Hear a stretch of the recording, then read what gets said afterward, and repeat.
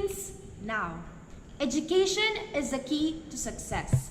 This saying is not relatively absolute, but one who is educated has a higher rate of achieving success in his or her life. Education is like a shield. It teaches you how to protect yourself, and it also teaches you how to protect other people. You can use that knowledge as a tool to change the current system and to also improve what is happening now. So now, the Philippine education system is transitioning. The traditional format was you enter primary, secondary, and the tertiary levels. But now, there has been the inclusion of the K-12, the transition from the traditional to the K-12 program. Some people believe that education is better when you spend more on it. But is it really the problem? We must reassess if the problem is really lack of money for education, for the education system, especially now that we added the K-12 program in our education structure. But I think that it is not. Rather, we should reassess different categories that will definitely create a bigger impact on the education system and how people learn and how our future generation will learn.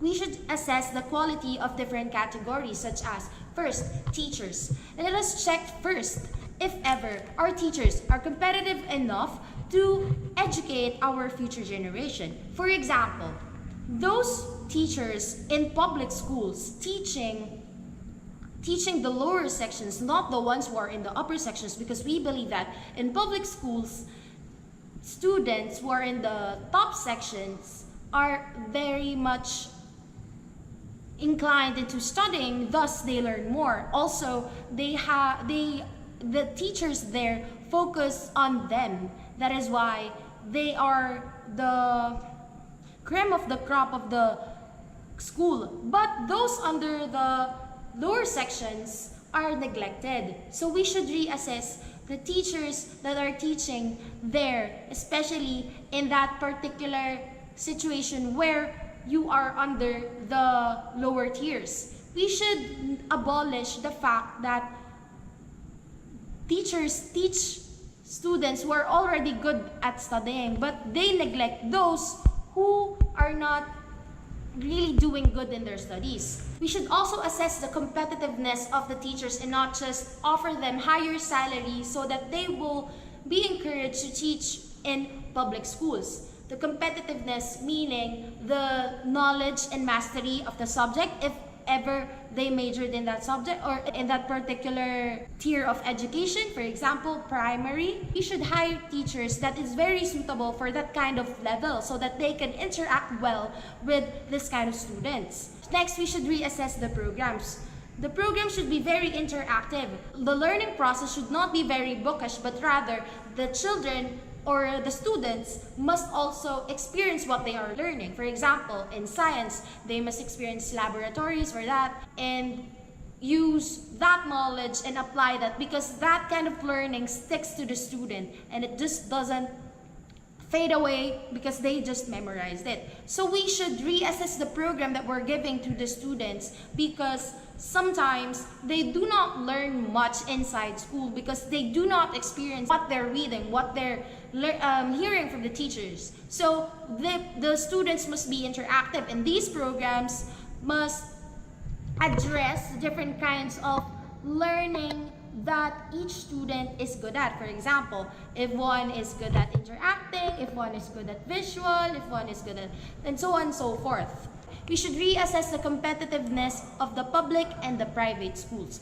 We should also assess how one student learns, because one student is different from the other. So we should assess and we should attack those mishaps that the student is experiencing. If he is not good at this, we should know, and then we should do something to help him overcome that, thus improving the way of learning of such student.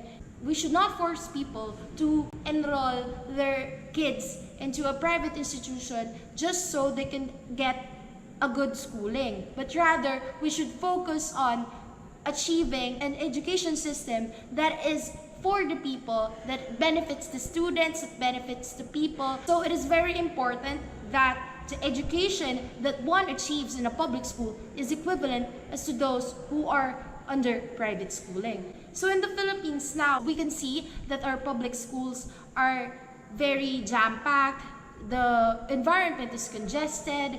The teachers are good, but they should not teach more than 60 students in one classroom. Education in the Philippines has the biggest budget in our national budget set by the government. So I think that it is very much possible that we can fix the quality of education that we have now. It is not just by increasing the salary of the teachers, but it should be a collective effort, a collective solution into all of the problems that we are facing. And we should focus on setting the balance, and we should aim for quality education for each and every student in our country, even though they are under the poverty line, so that they will experience that satisfaction that they are not excluded, that they can be included, and they have a better future.